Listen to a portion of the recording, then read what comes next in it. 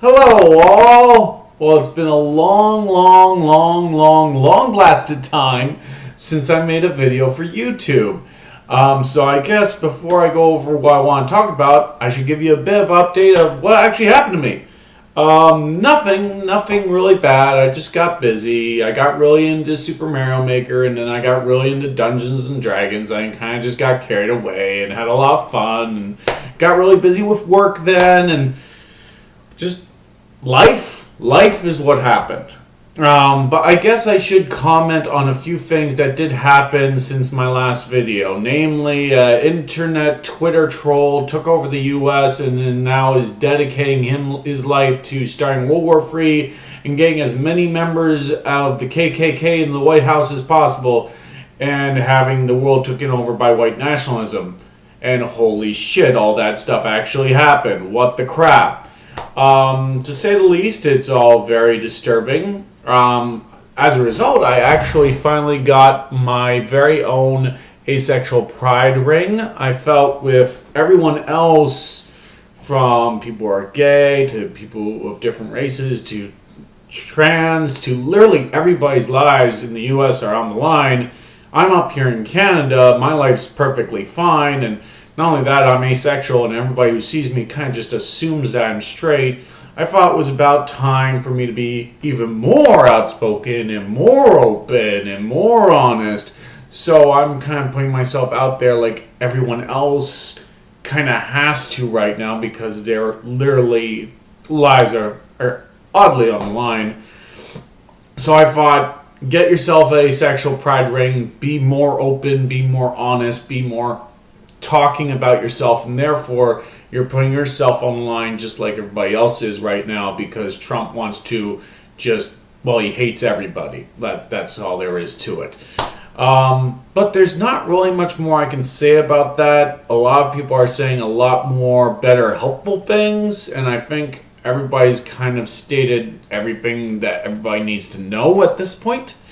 So instead, I'm just going to talk about other things and try to enjoy life a little bit.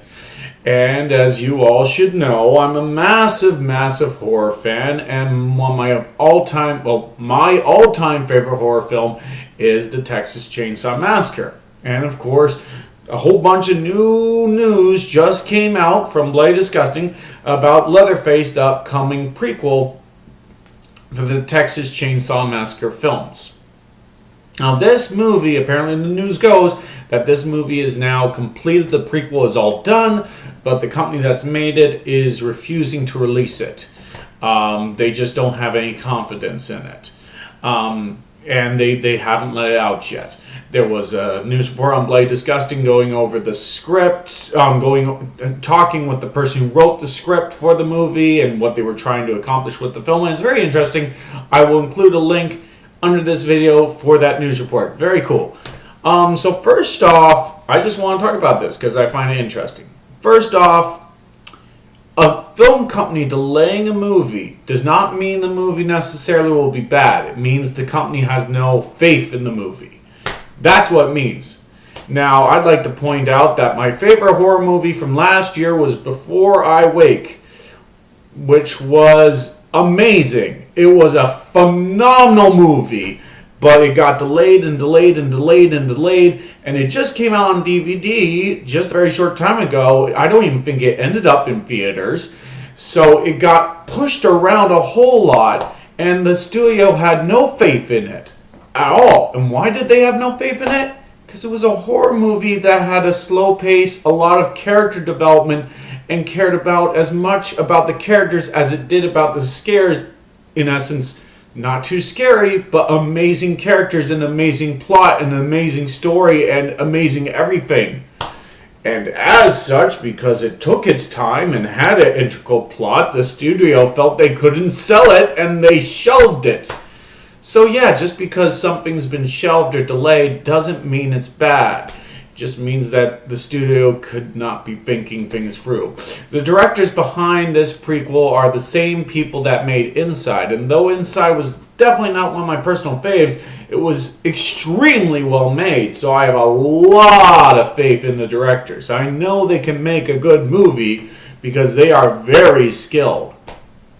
Now, the interview also went over some script ideas about the movie, and the main idea that it was suggesting was the backstory for Leatherface. It suggested the concept that Leatherface in this movie would come to light that Leatherface, the killer from the prior films, well, one of the killers from the prior films, at one point was a pretty regular guy, but something happened to him that caused him to lose all memory of who he was and all of his past knowledge, and now he has no concept of who he was, and then he somehow becomes Leatherface. Now everybody who reads this is going to scream, "That's not fitting with continuity, that goes against everything in the prior movies, what the crap!" Well, actually, that's completely untrue. The prior films never ever bothered to state Leatherface's backstory. It only ever hints at it. That's actually one of the main selling points of the original film. Everything's so vague and mysterious and unknown. A lot of people just simply assume that Leatherface was born into this family of cannibals and bred to kill, but that's never actually stated. A lot of different things are hinted at. I go over a lot of the different suggestions in my review on it.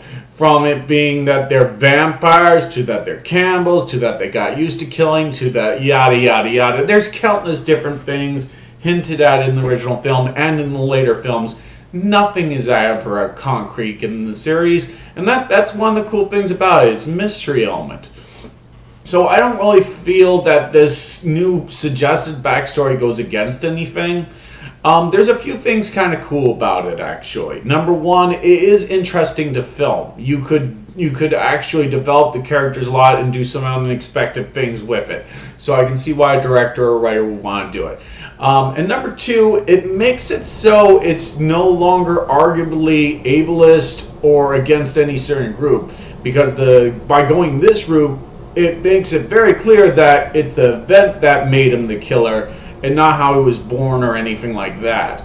Now, I guess one could argue that that's suggesting abuse could make a killer, but I'm not aware of any cases of abuse where somebody specifically tried to brainwash a person, take away their humanity, and turn them into a killer dog, which is unquestionably what's going to happen in the movie at this point. So I don't really see how this could actually bother anyone. And some people will say, well, Texas Chainsaw should be controversial, but I would argue it should be controversial because it's disturbing and shocking and and cannibalism is very gross. It's not disturbing because it just picks on random groups. It's disturbing because it's shocking as hell.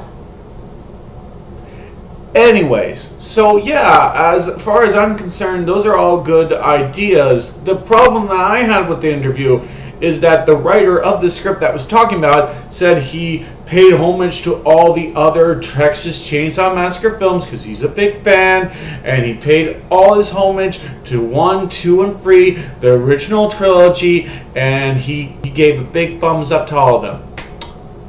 Notice the flaw there? He's this big fan that's paying homage to all the prior movies, and he doesn't know that there's a part 4! There are 4 films in the original set before you go in the remake territory. 4! Not 3! 4! Did you forget it? Did you forget about that one? It's one of the best ones! It's one of the best ones, you fool! So obviously the person isn't really that much of a fan, and they're kind of talking out of their butt, which does have me a bit worried.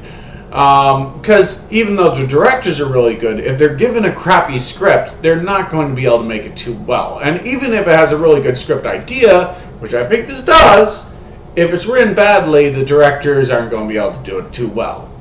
So, yeah, I'm not really sure if the writer of the script was the proper person for the job.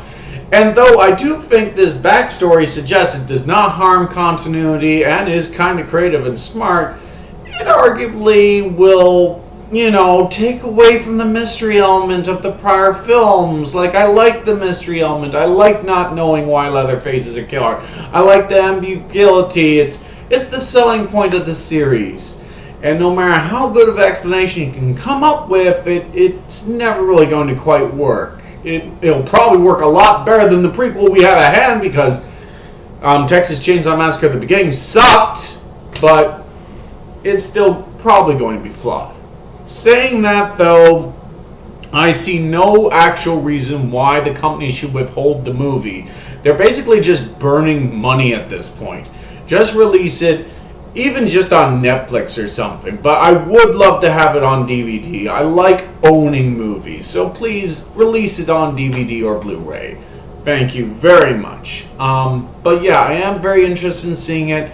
If I had to guess why it's being delayed, I don't buy that horror isn't making enough money, because horror this year and last year made a whole bunch of money. I would say more that they got the directors of Inside, and those guys went all out with the gorage to an extreme that the producers weren't comfortable with. That makes a lot more sense. It also fits with Texas Chainsaw Massacre. It has a long history of being re-edited because it's been too violent. Long history. So that's what I'm putting my money on. Either that, or they really do think it's a crappy film. Hopefully they don't. But I am hoping to still see it when it comes out. I will give a full, proper review and that. So yeah, those are my thoughts on the new Texas Leatherface movie coming up. That's what's been going on in my life. This is my cool asexual pride ring. And that's about everything going on with me right now. Any thoughts, comments? How do you feel about the new coming up movie? Do you have any thoughts on the new coming up movie? What's your favorite Texas Chainsaw movie? Let me know. And yes, I'm back on YouTube again. Yahoo!